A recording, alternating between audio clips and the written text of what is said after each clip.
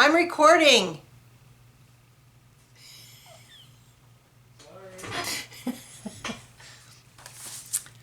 Hi everyone, Kelly here, and today I'm coming to you fresh out of the shower, ready for a brand new day, and I'm going to talk to you and show you Arches hot press watercolor paper, 140 pounds, 100% cotton on a block.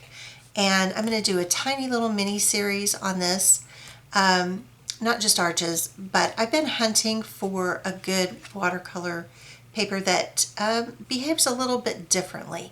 Some of the hot press paper I've used, the paint sits on it differently. It just stains oddly to me. It just doesn't behave necessarily the way I want it to. So I decided to try 3 watercolor papers and compare them.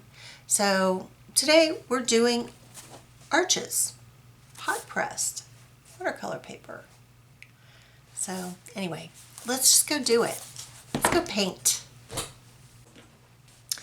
Oh, and stick around to the end of the video because I have an announcement and it's good. You'll want to stick around for it. It's a giveaway. Okay, this is Arches hot pressed paper. And here's the reference image that I took at the garden center of a garden spinner. I'm going to trace it onto the watercolor paper. I think it will be a perfect image to use to test out this paper. I'm going to paint everything in successive layers to see how this paper layers, whether you can lift a little bit, whether the paint soaks in immediately, and if it blends very well. You may have noticed from the beginning of the video that there's always activity going on at my house. I work weird hours, and my husband works from home, and our 2 kids still live here with us, which is fine with us. We love having them here. But there's always activity. So that's just part and parcel of my channel. Lots of people living here. And anyway,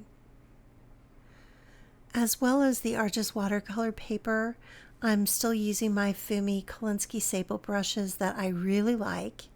And I'm using a variety of watercolor. You may know I'm not very brand loyal. I guess my favorites would have to be Core and M. Graham. But I also like and use a lot of Daniel Smith and Winsor & Newton. So far, I really think that I'm going to enjoy this paper. It layers very nicely. The color is blendable on it to a certain degree. You can lift a little bit, but you have to do it pretty quickly. If you leave the paint on for very much time at all, it's going to be much harder to lift, which is actually, that's okay with me because I like to layer and I don't tend to lift that much. I do a little bit sometimes, but usually if I do, I'm going to do it right immediately anyhow.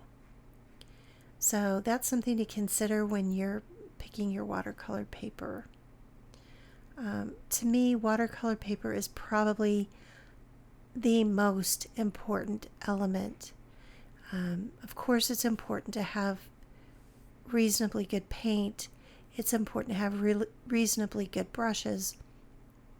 But I'll tell you what, if your paper is bad, no paint and no brushes are going to save it. It's just, if the paper's hard to work with, you're sunk. At least that's been my experience. So I'm always on a quest for the perfect paper, and right now I feel like this is doing very well for me, especially for this. I think, and I didn't demonstrate that on here, but you can definitely use technical pens on it. It does have a very fine tooth to it, which I prefer because I don't like paper that is so ultra smooth that it feels like the paint is, hydroplaning on top of it. I don't like that. but I do want a nice smooth paper when I'm doing something like this. I want to be able to use my technical pens on it. I want to be able to use, I want to be able to get fine detail. Now, some of the botanical painters that I've seen, I guess Fabriano recently changed their paper in the last couple of years, and everybody's been on the quest to replace this paper. And I don't know. I didn't ever get the opportunity to use that paper, but to me, this is just fine. It doesn't need to be any smoother than this for me. I've been able to layer different colors on top of each other, and I feel like the paper really renders, I don't know if paper renders things like film or a certain lens, but I do feel like that the layers are nice and transparent on this paper, and one shows through the other one, so you get a good feeling of depth, as well as much as my skill level will let me attain it. One thing one thing I noticed on this is I'm still learning.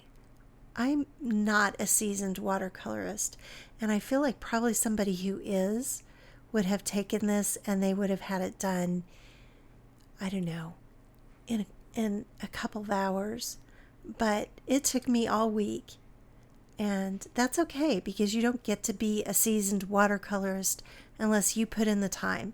The people who are seasoned watercolorists and can paint something like this in a couple of hours, well, that's because they've already struggled with it. So, you know what? Whatever your skill level is, it's okay. And I have to remind myself that, because I do get kind of frustrated with myself sometimes, but I actually really enjoyed the process of painting this so much that I didn't notice, other than, wow, this is taking me a lot longer, and I wanted to put a video out a little bit sooner than I was able to, because this took long.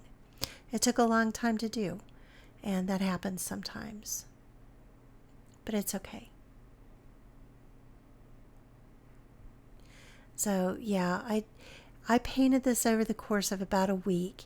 I'm on vacation right now. Unfortunately, it's not 100% of a vacation. I am getting a property ready to sell, and there's a lot of work to do on this property. My degree is in interior design, and I am not an interior designer. This week has reminded me exactly why I'm not doing that. The logistics of managing a project and the number of opportunities contractors and workers have to let you down is infinite.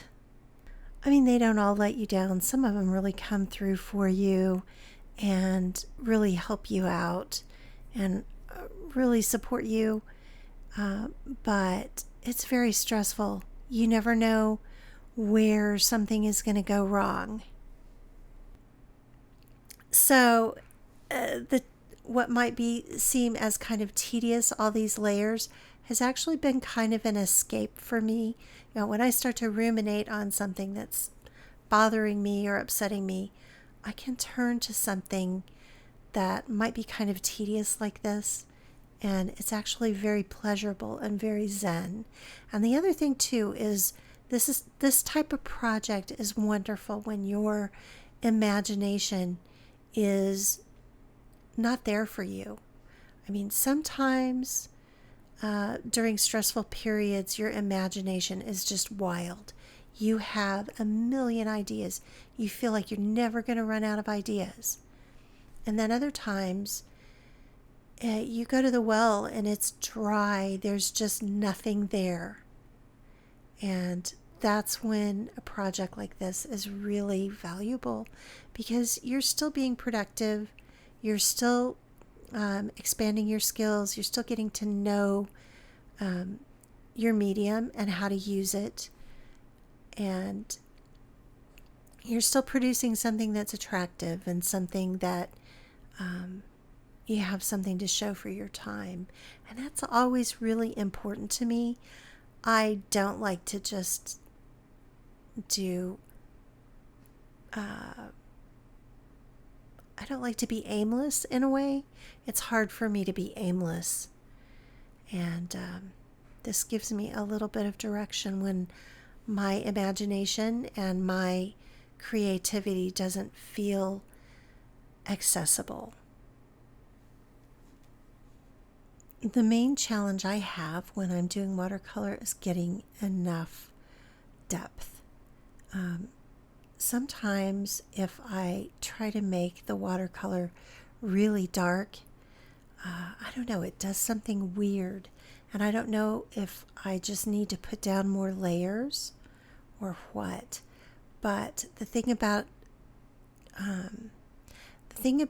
rendering an image is that value is so important.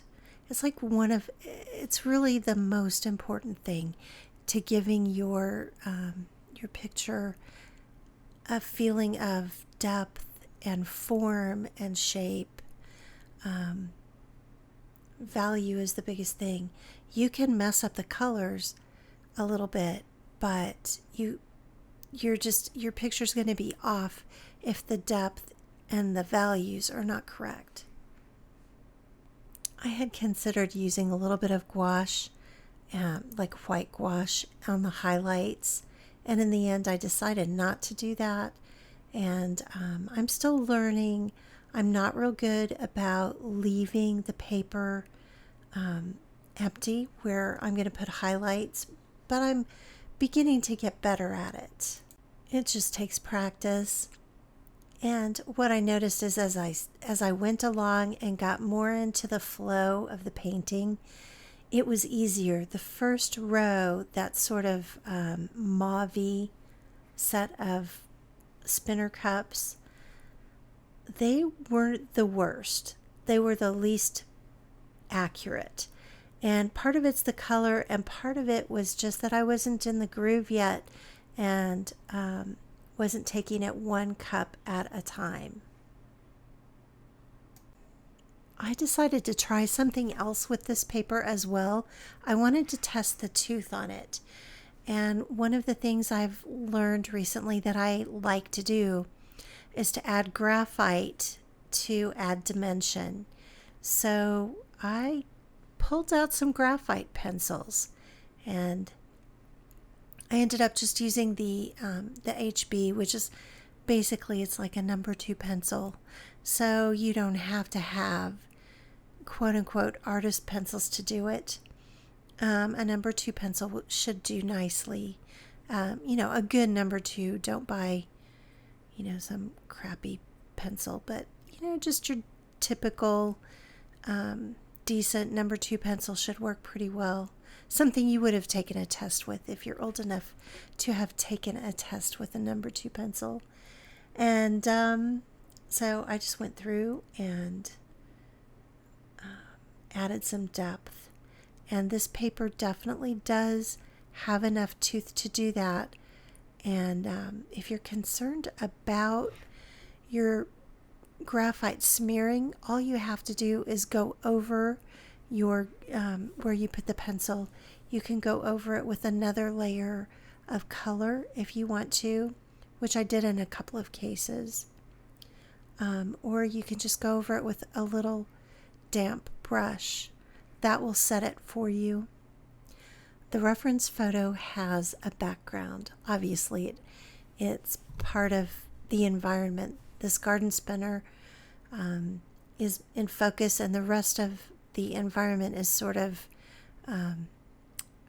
muted out by the lens. And I had considered what I could do to put a background in this. And in the end, I decided not to do one because the main objective of this was to practice my skills, and it was also to test the paper. So I'll probably scan this in, and I might use it digitally at some point and put something behind it, you know, in layers with Photoshop or maybe AI, I don't know. Anyway, so when I get to the end of this, when I get done with the graphite, this is the end of the picture. This is done. And I might do something with it later, but for the purposes of this video and the purposes of this experiment, it's done. And I didn't sign it. I wanted to leave it open to do something with later if I choose to. And if I don't, that's okay too. I got 100 subscribers this week. And as a thank you, and because honestly, I have a lot of art supplies that I bought over COVID, and I want to share the joy. So I'm going to give away these items in this bag here. It's a zipper bag. So this is kind of a plein air kit. In the big bag, you will put your Paul Rubens 140 pound, 100% cotton hot press watercolor block. It's mostly new. I used 2 sheets of it. Then in this bag that you keep all the things that could stain your paper or damage your paper or leak on your paper, you keep it in here. So in this bag, you get 12 Daniel Smith watercolors that I hand poured into full pans. They're not full pans, but there's a lot of paint in here. I would say probably they're like a half pan. If you took all of it in there and crammed it in, it would be about a half pan size. So you're getting 12 half pans and full pans. Does that make sense? Okay, Daniel Smith watercolors, so good stuff. You're also going to get Fumi Kolinsky Sable travel brushes. So you get these. I did open these to make sure that the quality control was acceptable. You get a collapsible water cup. Man, I love these things. They're awesome to take with you because they collapse. Look at that. You have a water cup. Now you have a little slim thing that goes easily in your plein air bag. See? And then last but not least, besides the bag that this comes in, you get General Pencils, the Masters Brush Cleaner and Preserver. This is what I've been using on my Kolinsky Sable brushes, and I think it's really good. It helps to keep your brush hairs from going all over the place and making a mess. So good stuff here. And then you just put all of this stuff in your bag like so. Plop, plop, plop, plop, zip.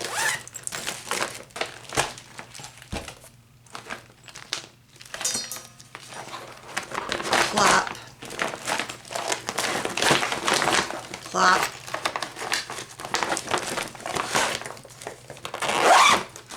Here's your whole kit. Wonderful, wonderful kit. I use this all the time, or something similar all the time when I go out. And gosh, you can't really beat it.